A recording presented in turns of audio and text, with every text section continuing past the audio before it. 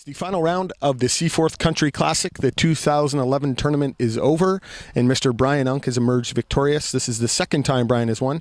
2009 you won as well. And Brian, there's only been two champions at this event, you and Ken Eager. And although you guys play different games, is there perhaps something about this golf course that suits the experienced player?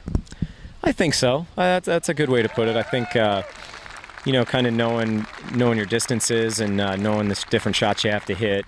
For me, it's just all about keeping it in the fairway, hitting the wedges close, and definitely knowing the greens. I think the first year I was here, I definitely didn't know a lot of the subtleties around the greens. So it took a year for me to figure it out, and now I feel real comfortable on the greens.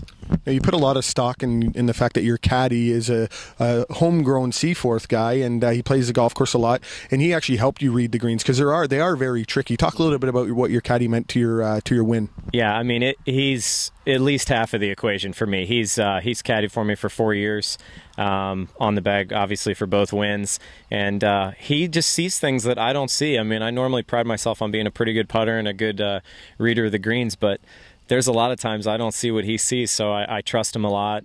His name's Brian Nye. He grew up here, and he just sees things that I don't see, and he's really a kind of a secret weapon for me. Talk about a little bit about your nerves today. There was a lot of guys chasing you behind, a lot of great players, Wes Heffernan being one who you played with, and Wes played quite well today. He had a couple lucky breaks that really helped him, but talk about your nerves and how you're able to manage yourself around the golf course.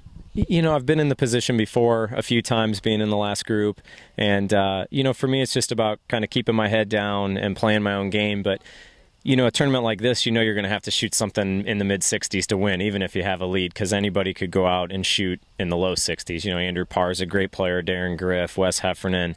There's so many good players out here, so anybody that was within 5 or 6 of the lead I thought had a chance. So I really just tried not to worry about anything that they were doing, and I knew that if I shot something in the mid-60s, they'd have to shoot a little bit lower to catch me. And you were able to do that. You shot 65 today. Tell us what this victory means. You're a 3-time winner now on the Canadian Tour. You won in Ottawa, I think, back in 2000. You won this event, obviously, in 2009. What does this event mean, winning, and where does it sit in terms of your past victories?